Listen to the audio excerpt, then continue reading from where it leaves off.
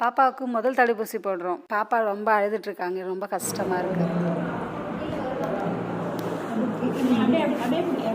இந்த கையை விட்டுரு. பாப்பா மட்டும் நீ டைட்டாக பிடிச்சிக்கோ.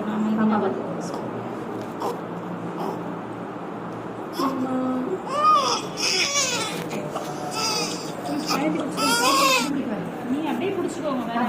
பாப்பா மட்டும் பிடிச்சிக்கோ. கையை கட்டியா பிடிச்சிக்கோ.